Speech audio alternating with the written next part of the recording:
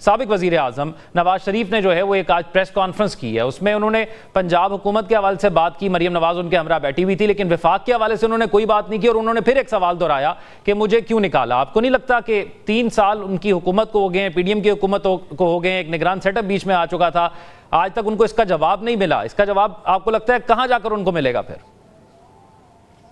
देखिए, अगर एक आदमी एक सवाल पूछ रहा है और कहता है कि मुझे जवाब नहीं मिला, और वो आदमी कॉम्पोस्ट मेंटस है, माने सेन आदमी है, अक्लमंद आदमी है, तो मैं क्या कह सकता हूँ उस पर? वो समझते हैं नहीं मिला, उनको मिलना चाहिए। अगर नहीं मिला, नहीं, उनकी पार्टी की हुकूमत भी है ना, तो आपको लगता है कि इतना मुश्किल सवाल है जिसका जवाब नहीं मिल सकता उनको? अपनी हुकूमत होने के बावजूद इतना रसूख नहीं रखते वो? तो उनको अपने भाई से पूछना चाहिए कि भाई तुम्हारी हुकूमत है, मुझे जवाब दो, और मैं जाऊंगा नहीं जब तक मैं जवाब तुम्हारे से नहीं लूंगा। लिख के दो, लिख के दे, फिर एक दफे उनको पता चल जाएगा, फिर देखेंगे वो क्या कहते हैं। तो आपको लगता है कि उन्होंने पूछा नहीं होगा अपने भाई से अभी तक? आप कह रहे हैं प्रेस कॉन्फ्रेंस में उन्होंने पूछा है, तो अब उनके भाई तो पूछते होंगे। उनके भाई को तो पता है कि उनको ये सवाल का जवाब चाहिए, तो पूछना क्या है यार? पूरा दुनिया, पूरे पाकिस्तान को पता है। वो कह रहे हैं कि मुझे क्यों निकाला, तो लिख के दे दो क्यों निकाला। अगर तुम्हारे पास जवाब है, नहीं है तो कहो नहीं है। अब मैं से क्या पूछ रहे हैं ये सवाल कि उनको क्या सेटिस्फाई करेगा? ये फरमाइएगा, क्योंकि उनकी वो एक पार्टी के कायद हैं और उस पार्टी के कायद जो है वो पंजाब के हवाले से तो आज प्रेस कॉन्फ्रेंस करते हैं, लेकिन विफाक में जो कुछ होता है उस पर कोई बात नहीं करते। तो आपको लगता है उनका फोकस सारा पंजाब में है? अगर उनका सिर्फ पंजाब की बात कर रहे हैं तो ठीक है, पंजाब में ही होगा। ठीक है, ठीक है। डॉक्टर सेनेटर हुमायूं अहमद साहब, ये फरमाइएगा, अब जो बात हम कर रहे थे 9 मई के हवाले से और इस गिरफ्तारी के हवाले से, इसमें एक चीज़ ये फरमाइएगा कि अब ये एक तासुर ज़रूर दिया जा रहा है कि आप लोगों की जमात पर घेरा तंग हो रहा है। ये तासुर भी दिया जा रहा है कि आपका जो इस्लामाबाद का ऑफिस था वहाँ से जब छापा मारा गया तो कुछ ऐसी चीज़ें मिली जिसके बाद कुछ सबूत सामने आए। तो आप लोगों ने जुडिशल इंक्वायरी का मुतालबा भी किया हुआ है इस मामले के हवाले से कि इस तमाम मामले की जुडिशल इंक्वायरी की जाए। अब आप क्या समझते हैं, क्या इस्लामाबाद के आपके ऑफिस के अंदर कोई ऐसा मवाद मौजूद था जिससे ये सिरा जोड़ा फिर जाकर?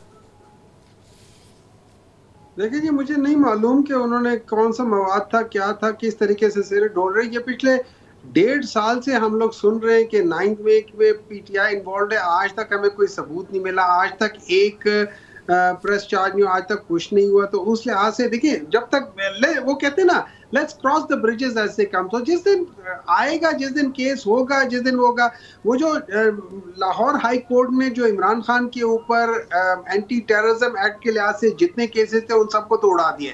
दैट इज बेसिकली 9 मई के रेफरेंस से थे, तो वो तो खत्म हो गए। तो अब मुझे समझ नहीं आती है किस तरीके से, किन शवाहिद के बेसिस पे करेंगे। जो लेट देम ब्रिंग वो शवाहिद, हम उसके बाद उसको भी डिस्कस कर लेंगे।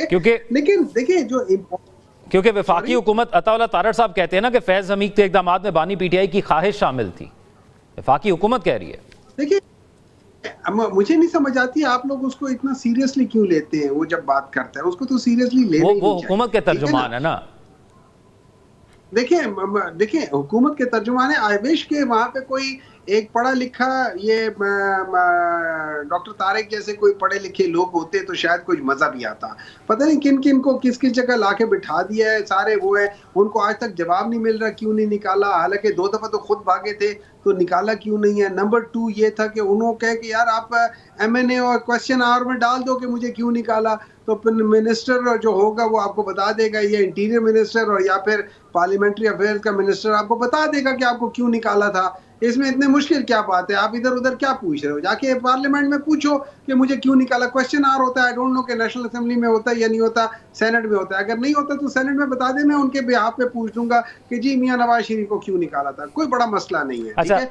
लेकिन देखिए, इंपॉर्टेंट चीज ये है जो इस मुल्क के साथ हो रहा है। एक उन्होंने कहा था कि जब हम आए थे, जब हमें निकाला गया था, देखिए एक बात याद रखिए, जिस वक्त मियां नवाज शरीफ साहब को निकाला था, पाकिस्तान का GDP 4.5 था या 4.7 था।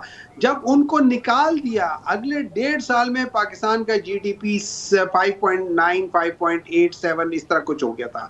उनके निकालने के बाद पाकिस्तान ने तरक्की की थी। अच्छा, नंबर 2 आप देख लें, जब जब मियां नवाज शरीफ को मुल्क से निकाला है, उस दफा पाकिस्तान में GDP बेहतर हुई है। नंबर 3, अगर पाकिस्तान तरीके इंसाफ के उसमें देख ले, जब ये मुल्क से भाग गए थे तो 2 बजट उसके बाद पेश हुए, दोनों में 6 जीडीपी के, एक में 6.2 और एक पे 5.97 था, दोनों में वो थे।